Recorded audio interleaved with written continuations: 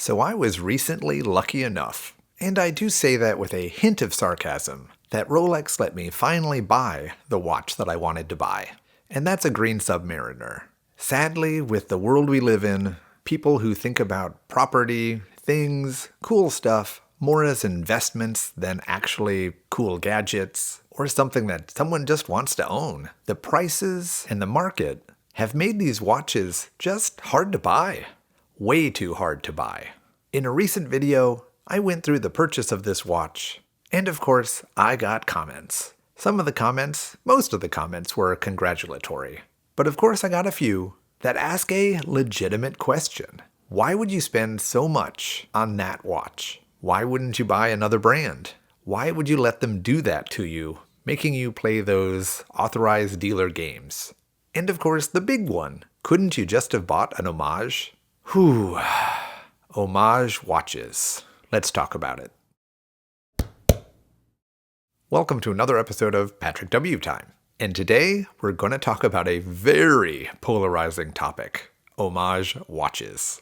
So first things first, let's get a definition. What is an Homage watch? And to make this definition, I'm going to actually kind of combo pack it into 3 definitions. So tackling Homage first, by definition, it means paying tribute to another watch and making a watch with similar features, functions, looks. Not a blatant copy, but also not original enough that, well, I guess it's an original. Which brings me to the second definition, a blatant copy. And a copy we're going to call a fake. This is a 100%, or at least trying to be, reproduction. Everything from the words, to the case shape, to the colors, a one-for-one copy or fake. And I'm going to throw in maybe my own term. And it's something in between. It's not a fake, which could kind of be a clone.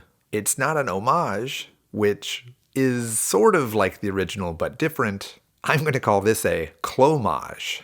And to me, this is a watch that 95% looks like the original. They're almost trying to be a fake or a clone, but they do something just a little bit different to make it, at least from the eye, different. And when I think about homage watches, that's kind of what I think about. I think about clomages. If you've made it this far in the video, let me first thank you, and second, ask for a little bit of support. The easiest support you can give is just a like to the video, leave a comment, subscribe if you like the content, and if you want to support the channel in an even greater way, I've got links in the description for my YouTube memberships, for Patreon, and a whole bunch of other things that just help out the channel. Thank you so much. Because if we really talk about a homage, I think the perfect example would be Christopher Ward. Some people love Christopher Ward.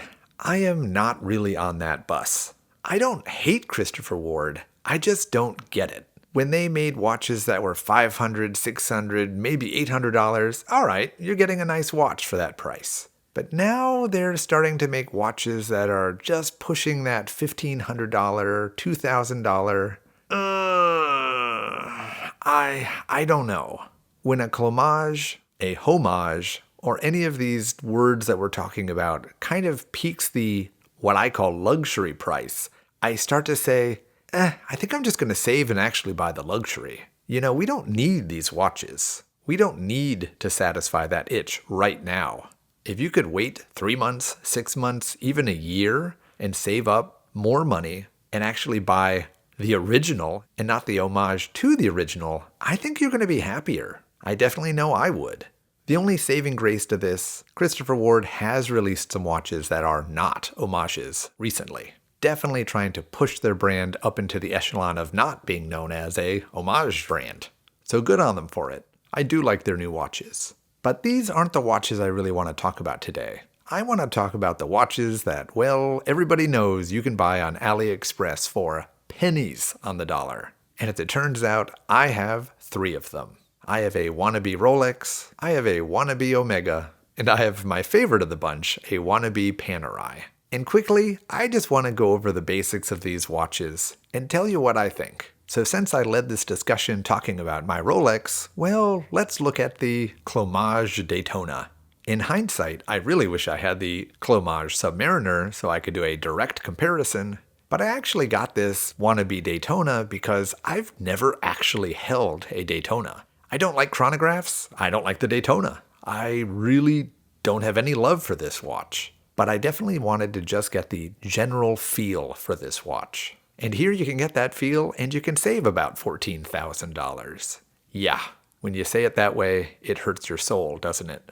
So obviously looking at this watch, it's fine. I can't say that it's bad quality. It's not Rolex quality. The movement inside is nowhere near a Rolex movement. The case, even though it's pretty nice, and the bracelet, it's quite nice. For the small amount of money that you spend on this watch, I mean, I get it. I get the comments that say, why would you spend so much money on a big boy brand when you could spend this little bit of money on a super similar item? So the take-home point, yeah, I think you can do this. I do not have a problem with Homage watches. But the caveat is, this is not a fake. Yeah, from across the room, probably someone will think this is a Daytona. But if anybody's within 2 feet of you, they can look down at your wrist and clearly see that this is not a Daytona. And even though that's, I guess, a gray spot, to me, that makes this an acceptable thing.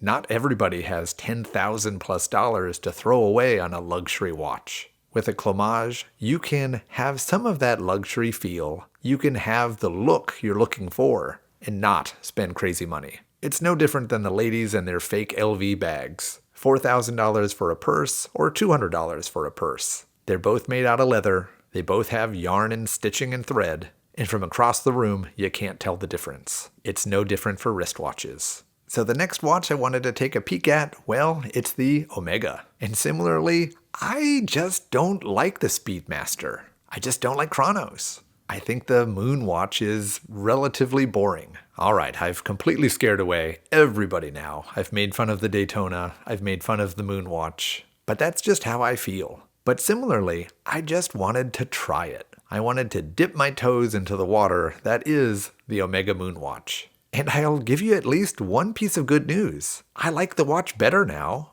I used to really just stand back and say, yeah, I don't get it. And it's still not the watch for me, but at least I get it now. It's bland. It's kind of boring, but it's a good everyday watch. It's not offensive. You could wear it to work. You could wear it kind of dressed up. It really is just a very functional watch. Omega needs to put some damn water resistance on it, but besides that, it's a great watch. This Homage, well, it's kind of the exact same thing.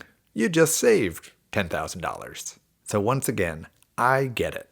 Okay, and we'll wrap up the bunch with my favorite, and that's my Panerai Homage. And there's a really easy reason why this is my favorite, because this is the most original of these non-original watches. Maybe it cost too much money to make a Panerai crown guard, or maybe they were afraid of legal action if it was too similar. But this watch feels the most unique. It also has a open heart design on the dial.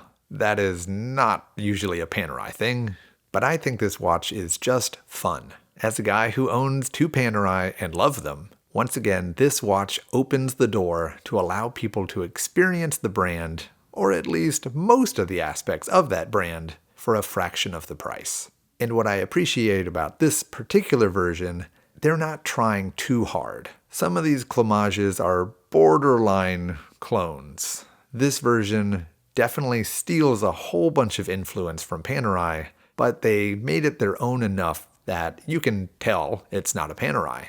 And oddly enough, they put this pretty cheap strap on it, but I actually really like the strap. I don't know what it's made of, but it's very comfortable and it kind of looks nice on the watch. Take notes, Panerai. So there you have it.